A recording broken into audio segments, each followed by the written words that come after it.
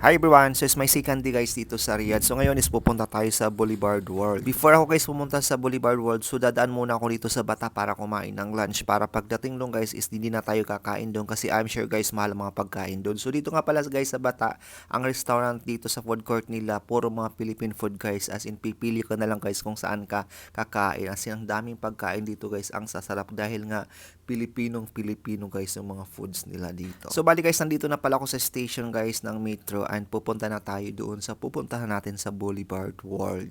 Ang pupuntahan natin ngayon guys is Boulevard World. Isa sa pinakasikat guys na pasyalan dito sa Riyadh ngayon. Isa sa pinakapatok sa mga OFW, hindi lang OFW, kahit mga Saudis or even other nationalities guys.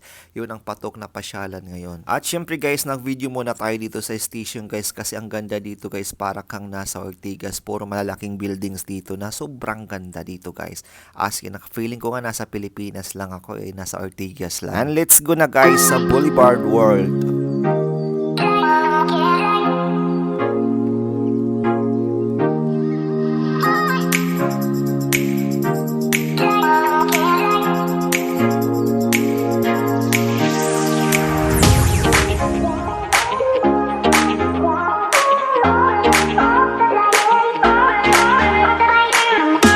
And finally guys, nandito na tayo sa Riyadh Boulevard World. So pagdating mo dito guys, kailangan ipakita mo yung ticket na binili mo through online kasi i-scan nila yun kung talagang bumili ka or talagang ngayon yung schedule mo. So ito nga pala guys, pagbungan mo dito, ang ganda na. So tara, let's go the inside of the world.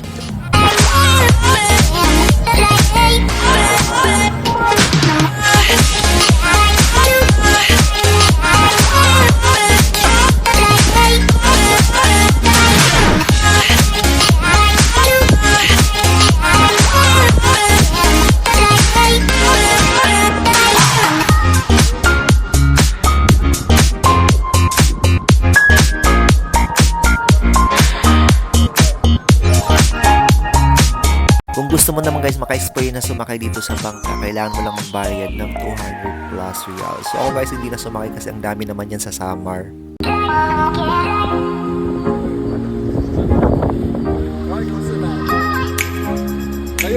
So bali guys, dito sa loob ng Boulevard World, so ang dami ditong countries na nagre-representative guys ng every country. So yung wala lang siguro dito Pilipinas kasi may nakita ako ditong Thailand, Japanese at saka Korean.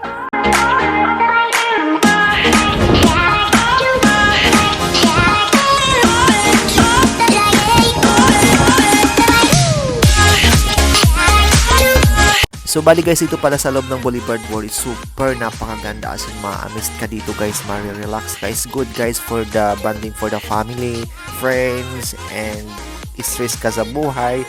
As in, mawawala guys yung stress mo dito. Sobrang napakaganda at mag-i-enjoy ka.